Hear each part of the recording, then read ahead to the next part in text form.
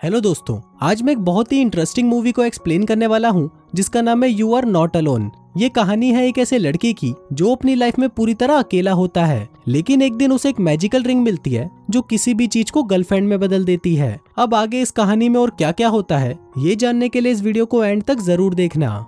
तो कहानी शुरू होती है और हम अपने मेन कैरेक्टर एमू को देखते हैं। एमू के पेरेंट्स की डेथ हो चुकी है और अब वो अपनी लाइफ में पूरी तरह अकेला है। आज इसका 18th बर्थडे है, लेकिन इसका बॉस इसे गिफ्ट देने की बजाय इसे काम से ही निकाल देता है, ये बोलकर कि हमारी कंपनी फैमिलीज के लिए प्रोडक्ट बनाती है और तुम तो सिंगल हो, इसलिए तुम यहाँ पर काम करने के लिए सूटेबल नहीं हो। अब नौकरी चले जाने की वजह से एमू काफी दुखी होता है और उसी रात वो एक नाइट क्लब में जाता है और वहाँ पर ड्रिंक करने लगता है। लेकिन तभी वहाँ पर कुछ गुंडे आ जाते हैं और सभी को गन पॉइंट पे ले लेते हैं। वो कहते हैं कि तुम सभी अपने चाहने वालों को कॉल करो और कहो कि हमें बचाने आए, वो हमें पैसे ला कर देंगे और हम तुम्हें छोड़ देंगे। इसके बाद सभी लोग अपने अपने रिश्तेदारों को कॉल करते हैं और वो आकर उन्हें छुड़ा ले जाते हैं। लेकिन लास्ट में सिर्फ एमू बच जाता है क्योंकि उसका कोई नहीं होता।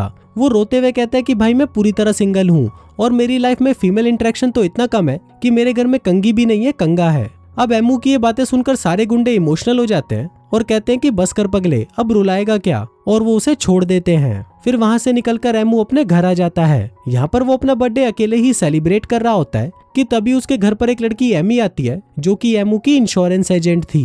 वो एमू को बताती है कि तुम्हारे पेरेंट्स ने तुम्हारे लिए एक इंश्योरेंस खरीदा था कि जब तुम 18 साल के हो जाओगे तो हमारी कंपनी तुम्हारे लिए गर्लफ्रेंड बनाने में मदद करेगी।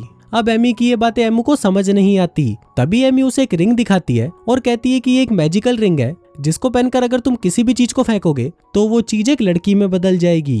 एमू को ये सभी बातें बहुत अजीब लग रही थी, लेकिन फिर भी वो उससे वो अंगूठी ले लेता है। फिर शाम को जब वो नहा रहा होता है तो वो उस अंगूठी को देखने लगता है और फिर उसे पहन लेता है। इसी दौरान उसके हाथ से एक साबुन फिसलकर नीचे गिरता है और देखते ही देखते वो साबुन एक मोटी सी लड़की में बदल जाता है। हम इस साबुन वाली लड़की को देखते हैं जिसे गंदगी बिल्कुल भी पसंद नहीं होती। उसे जहाँ कहीं भी गंदगी नजर आती है वो उसे साफ करने लग जाती है। यहाँ पर एमू उस लड़की से खुश नहीं था क्योंकि वो काफी मोटी थी और वो दोनों साथ में जहाँ कहीं भी जाते लोग उनका मजाक उड़ाने लगते थे।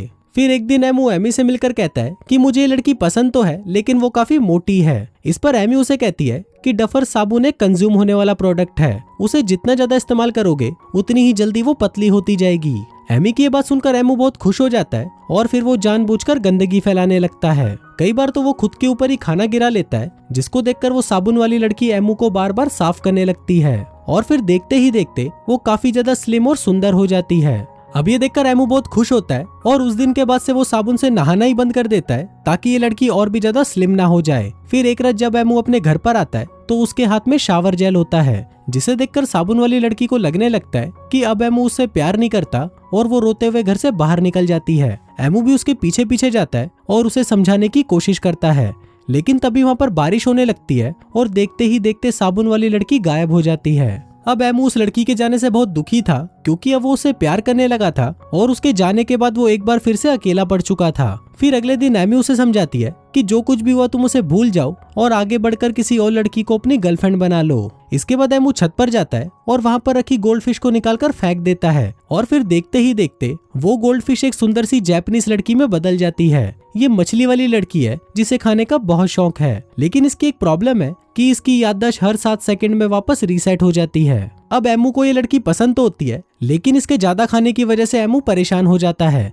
अब एमू उसे खुश रखने की बहुत कोशिश करता है और वो उसे हर रात एक ही जोक सुनाता है जिसको सुनकर वो बहुत हंसती है। क्योंकि उसकी याददाश्त भी सिर्फ 7 ही सेकंड की थी तो वो हर 7 सेकंड बाद उस जोक को भूल जाती थी। एमू चाहता था कि ये उसे हमेशा याद रखे, इसलिए वो उसके हाथ में अपनी एक ड्राइंग बना देता है। अब ऐसे ही कुछ दिन बीत जाते हैं और ये दोनों खुशी खुशी रहने लगते हैं। लेकिन एक दिन जब ये बर्तन धो रही होती है तो तभी उसके हाथ से वो ड्राइंग भी धुल जाती है और फिर 7 सेकंड में वो ये भी भूल जाती है कि एमू कौन है।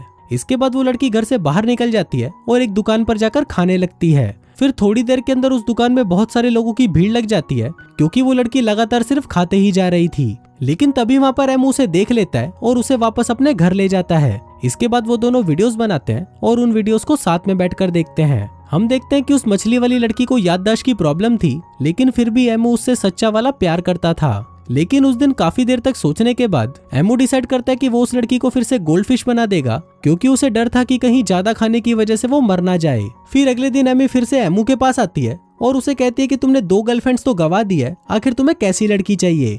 इस पर एमू कहता है कि एक स्ट्रॉन्ग लड़की जो हमेशा मेरा ख्याल रखे और किसी से भी ना डरे। तभी एमू अपने हाथ में पकड़े चाकू को फेंक देता है और वो चाकू देखते ही देखते एक हॉट सी लड़की में बदल जाता है जो कि काफी तेज होती है। वो किसी से ज्यादा बातें नहीं करती, लेकिन वो किसी को भी आसानी से मजा चखा सकती है।